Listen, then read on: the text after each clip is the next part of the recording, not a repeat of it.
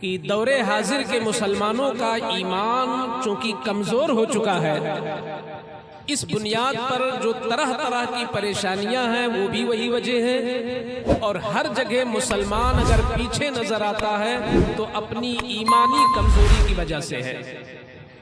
ये बात 100% सही है कि हम हर मैदान में अगर बहुत पीछे नजर आते हैं तो वो हमारी ईमानी कमजोरी है। लेकिन ये ईमानी कमजोरी आती कहां से है? ये ईमानी कमजोरी आती कहां से है? आप देखें कि आपका बदन कब कमजोर होता है? आपकी उम्र बढ़ती चली जाए, आप एजेड हो जाएं, और अल्लाह ना करे कोई बहुत बड़ी बीमारी बसेरा कर ले हमारे अंदर, तो धीरे धीरे हमारी तवानाई कम होगी और हम कमजोर हो जाएंगे। जब बीमारी हम पर सवार होगी या उम्र हमारी बहुत हो जाएगी तो खुद ब खुद हमारा जिस्म कमजोर होगा। आज ये मुसलमानों का ईमान कमजोर किस बुनियाद पर हुआ?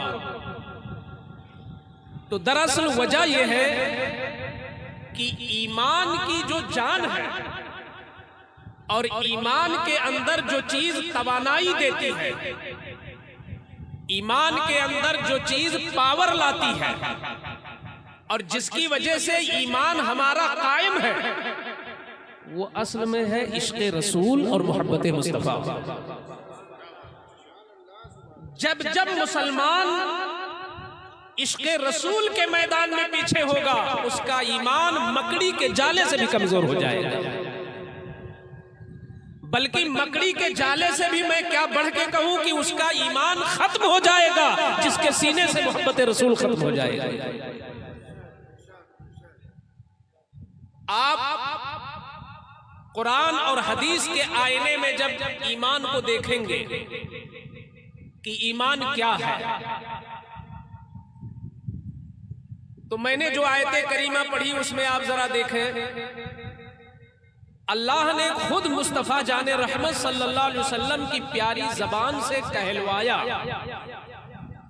अगरचे जिनसे हुजूर ने कहा वो सामने अबू बकर थे, उस वक्त सामने उमर थे, मगर मुखातब वो थे उनके जरिए से कयामत तक जितनी नस्लें आएंगी मुसलमानों की, सबसे वो कहा जा रहा है। क्या अल्लाह कहलवा रहा अपने नबी से? कुल ऐ महबूब आप फरमा दो, इन कुंतुम तुहिब्बूनल्लाह फत्तबिऊनी। ऐ कलमा पढ़ने वालों, सौमो सलात का दावा करने वालों, सुनो, अगर तुम अल्लाह से मोहब्बत हकीकत में करते हो और तुम्हारा यह दावा है कि मैं अल्लाह से मोहब्बत करता हूं, तो हर दावे के लिए कोई ना कोई दलील और सनद होनी चाहिए। हर इंसान कहता है मैं अल्लाह से मोहब्बत करता हूं, दलील क्या है, सनद क्या है? तो दलील और सनद में ना नमाज मांगी जा रही ना रोजा मांगा जा रहा है। हम अल्लाह से मोहब्बत करते हैं, दलील ये है कि हम चिल्ला करते हैं? नहीं। हम अल्लाह से मोहब्बत करते हैं, दलील ये है कि हम हर साल उम्रा करते हैं? नहीं। दलील क्या? कुरान कहता है कि ऐ नबी इनसे कह दो कि अगर अल्लाह से मोहब्बत का दावा है तो उसकी दलील कोई और अमल नहीं है, वो सिर्फ और सिर्फ मोहब्बत मुस्तफा है, वो सिर्फ और सिर्फ रसूलुल्लाह की पैरवी है।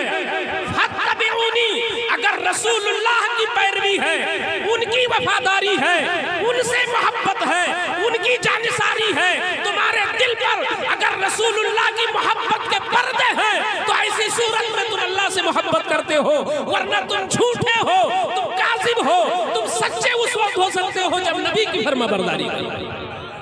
आप देखो कुरान ने मसले को हल कर दिया, कुरान ने मसले को 2-2, 4 की तरह हल कर दिया कि मोहब्बत खुदा भी नाम है इत्तिबाए मुस्तफा का।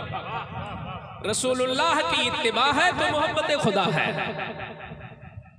अच्छा, हम रसूलुल्लाह से अगर वफादारी करें, मोहब्बत करें, पैरवी करें, उनके हुक्म की बजा आवरी करें, तो आप दुनिया में देखते हैं, अभी हमारा तारुफ हजरत मौलाना साजिद रजा साहब ने, वो उनकी मोहब्बत थी, बहुत बढ़ चढ़ के कराया, वरना हकीकत यह है कि खिताबत के मैदान में तो पढ़े लिखे लोग आम तौर पे मिल जाते हैं, मगर निकाबत की दुनिया में बहुत कम लोग मिलते हैं। मगर अल्लाह का शुक्र है कि यह सिर्फ चंद अशार और चंद अल्फाज और चंद लताइफ के रटे हुए नाज़िम नहीं है, ये अल्लाह का शुक्र है। और सिर्फ मुंह पे तारीफ इस वजह से नहीं है कि ये फूल जाए, मुंह पे तारीफ इसलिए कि और मेहनत करें। हौसला अफजाई से इंसान ऊंचे पे जाता है, हौसला अफजाई से जो मुतकब्बिर हो वो नीचे जाता है, और हौसला अफजाई से जो आजिज बने, मोहब्बत अपनी मेहनत का पावर बढ़ाए, तो वो तरक्की करता है। मेरे आका ने सामने भी मोहब्बत तारीफ की, सिद्दीक़ अकबर के सामने भी तारीफ की है, क्योंकि आका ने जांच लिया था कि अबू बकर तकब्बुर में नहीं, अबू बकर मोहब्बत में और पावर बढ़ाएगा और मेहनत करेगा। तो मैं इस नजरिए से अपने छोटों की इसलिए तारीफ करो कि ताकि यही छोटे मुस्तकबिल में बड़े नजर आए। तो हम किसी से जब दुनिया में मोहब्बत करते हैं तो हम देखते हैं कि जिससे मोहब्बत की जाती है वो अपनी ताकत और बिसात के मुताबिक मोहब्बत करने वाले को नवाजता भी है। ये आम बात है, किसी से आपका गहरा ताल्लुक हो तो जाहिर सी बात है उसके यहाँ कोई भी तकरीब होगी तो दावत तो आपको मिलेगी। दुनिया में भी इंसान सिला देता है, किसी से भी मोहब्बत कर लो। यही वजह है कि इंसान तलाश तलाश के मोहब्बत करता है कि हम ऐसे से मोहब्बत करें जिसका पावर बड़ा हो, क्योंकि मोहब्बत जिससे करेंगे वो सिला देगा। तो क्यों किसी मजबूर से हम मोहब्बत करें? इंसान तलाशता है कि किसी पावरफुल आदमी से मोहब्बत करें, मालदार से मोहब्बत करें, जिसका पावर ऊंचा हो उससे मोहब्बत करें। तो इससे एक दलील मिली कि जिससे मोहब्बत की जाती है वो महबूब अपने मुहिब को नवाजता है। अब अल्लाह कह रहा है कि हुजूर से मोहब्बत करो। अब हम पूछना चाहते हैं अपने मौला से, ऐ मौला तेरी रहमत से हम पूछना चाहते हैं, अगर हम तेरे महबूब से मोहब्बत करें तो मिलेगा क्या? अगर हम रसूलुल्लाह से मोहब्बत करें तो सिला क्या मिलेगा? ये त्रिवेदीगंज के मुसलमान जो आज आमदे हुजूर गुलजारे मिल्लत के लिए बेताब व बेकरार है, अगर ये अपना दिल रख दें दरे मुस्तफा पर और रसूलुल्लाह से सच्ची मोहब्बत करें तो क्या मिलेगा? तो कुरान में मौला इरशाद फरमाता है क्या मिलेगा? अरे दुनिया के किसी इंसान से तू मोहब्बत करता है तो वो इंसान तुझे कुछ देता है, मगर मेरे महबूब की वो शान है कि तू महबूब से मोहब्बत कर, युहिब्बुकुमुल्लाह, अल्लाह तुझसे मोहब्बत करेगा, अल्लाह तुझसे प्यार करेगा। अल्लाह, नारे तकबीर, नारे रिसालत,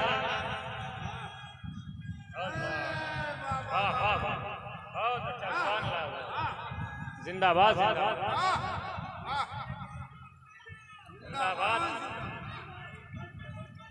ताजु शरिया, ताजु शरिया, अल्लाह वाह, फत्तबिऊनी युहिब्बुकुमुल्लाह, नबी से तुम मोहब्बत करो, अल्लाह तुमसे मोहब्बत करेगा, अल्लाह तुमसे मोहब्बत करेगा। अल्लाहु अकबर। जब अल्लाह ही मोहब्बत शुरू कर देगा फिर गम किस बात का? फिर तो टेंशन ही नहीं रहा। अगर तुम महबूबे खुदा बन गए, गोया कि दो नतीजे सामने निकल के आए कि जो मुसलमान मुहिब्बे मुस्तफा होगा वो ऑटोमेटिक महबूबे खुदा हो जाएगा। तुम मुहिब्बे मुस्तफा हो जाओ, अल्लाह के करम से तुम महबूबे खुदा हो जाओगे, और जब महबूबे खुदा हो जाओगे तो फिर अगर जो हल्की फुल्की खताएं होती रहती हैं, हर वक्त जो तुमसे गलतियां सरजद होती रहती हैं, हर वक्त हम मकरूह तंज़ीही करते हैं, किसी ना किसी वक्त खिलाफे औला करते हैं, हर वक्त हमसे कुछ ना कुछ नाजायज चीजें हो जाती हैं।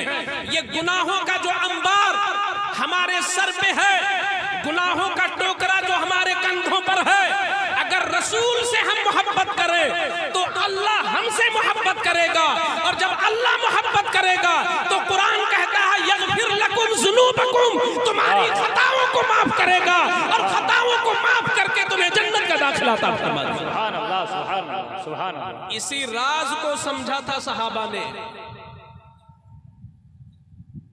इसी चीज को समझ लिया था सहाबा ने कि असली दौलत है मोहब्बत रसूल, सबसे बड़ी दौलत है मोहब्बत रसूल। मेरे जो बिरादरी के लोग मिंबर पर भी हैं, मैं उनसे भी गुजारिश करूंगा कि कुछ ना दे पाओ, अपनी औलाद को कुछ ना दे पाओ, कोई टेंशन नहीं, तुम मोहब्बत रसूल औलाद को देते। बहुत अच्छा है, बहुत अच्छा, वाह। पैसे से खरीदना भी नहीं पड़ेगा, मेहनत सिर्फ करनी पड़ेगी। क्या बात है। मोहब्बत रसूल दे दो अपनी औलाद को।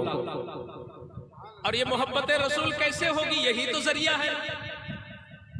जब हम सुनाएंगे आपको कि रूए जमीन पर हुजूर की उम्मत में, कलमा पढ़ने वालों में एक जात है जिसकी मोहब्बत सारी कायनात के लिए मिसाल है, उस जात का नाम है सिद्दीक़ अकबर। सिद्दीक़ अकबर, ये जो मैंने हदीस पढ़ी है ना बुखारी मुस्लिम की, कि तुम में से कोई पक्का मुसलमान नहीं हो सकता जब तक अपनी औलाद से भी ज्यादा हुजूर से मोहब्बत न करे। ये मैंने हदीस सुनाई है, बड़ी मशहूर हदीस है। अपनी औलाद से भी ज्यादा, अपनी जान से भी ज्यादा। आज इतने बड़े मजमे में अगर मैं पूछूं कि आपको अपनी औलाद से ज्यादा मोहब्बत है कि रसूल से, तो सारे लोग हाथ उठा के कहेंगे रसूल से। कहेंगे कि नहीं? कहेंगे। लेकिन कभी कभी अमली तौर पे कुछ झलकना भी तो चाहिए, हमारे अमल से भी तो कुछ जाहिर होना चाहिए। अगर औलाद सुलह कुल्ली हो जाए या औलाद गद्दारे रसूल हो जाए और फिर भी वो औलाद हमारे घर में हमारे साथ रहे, वो औलाद हमारा हिस्सा ले, वो औलाद हमारी मोहब्बतें पाए, फिर आपके दावे और आपके अमल में तो बहुत टकराव हो रहा है ना। ये टकराव है कि औलाद अगर गद्दारे रसूल हो गई और फिर भी हम अगर अपनी औलाद को अपने साथ रखते हैं तो इसका मतलब यह है कि हमारा दावा खोखला है। आओ जरा